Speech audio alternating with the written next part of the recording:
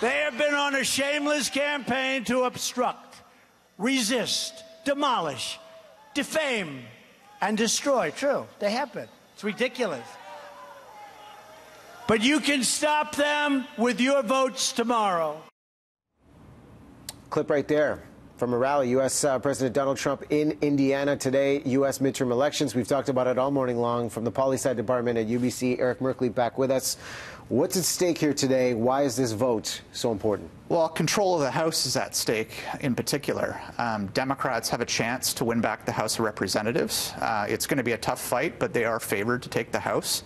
And the House of Representatives, for viewers that don't know, the entire House is up for re-election every 2 years. 435 seats. 435 seats. And because it's a good, favorable environment for the Democrats, they're going to make some gains.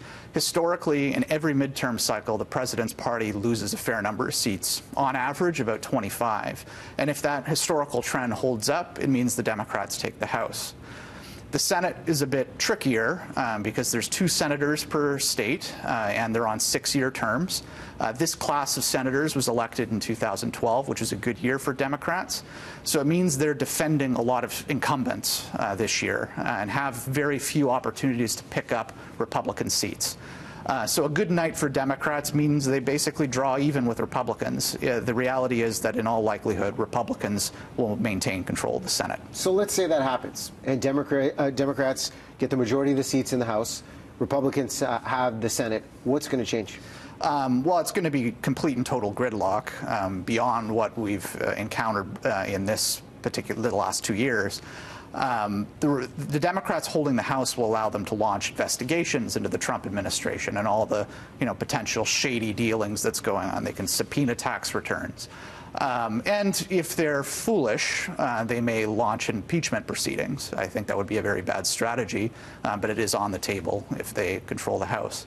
The Republicans maintaining control of the Senate means that they still have the power to vet Supreme Court nominees. So if another opening comes up in the next 2 years, Trump could potentially get another Supreme Court justice out of it. Again, that's contingent on Republicans holding the Senate and the Democrats winning the House. It's the most likely scenario tonight, but if there's polling error in either direction, it's possible one of those 2 things won't happen. The big question I have is what voter turnout we're going to see. Polarizing politics in America, whatever side you are on, people are getting engaged. And from the early morning lineups we've seen, even live shots, this is down in California right now. What do you expect that we're going to see for people, the residents in America, coming to the polls today? Well, there's no doubt that voter turnout's going up, at least compared to the last midterm cycle.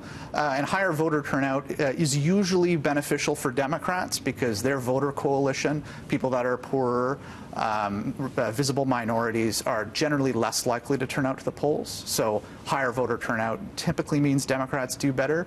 But there are some polls recently that have shown that Republicans are very motivated to get out to the polls, equal to Democrats, which is fairly unusual for a midterm cycle. And that was because of the Kavanaugh hearings. The Kavanaugh hearings, Trump's race-baiting strategy, it's really riled up the Republican base. So I think the higher turnout will benefit Democrats, but it's really hard to say, and that could vary depending on what Senate seat we're talking about or district we're talking about. Final point, as results come in today, key races to watch for.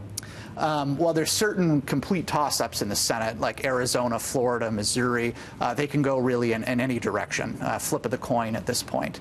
A couple races I would look to as well. If the Democrats are having a good night, it's possible they could make a play for Tennessee, the Senate seat there. If Republicans are having a good night, they might be able to take Indiana. So I would watch those 2 states in case something goes on. When it comes to the House, I would really watch what's going on in the Midwestern states, Pennsylvania, Wisconsin, Michigan, these states that Trump did well in the last cycle. There seems to be some suggestion that Democrats are making tremendous gains in those states.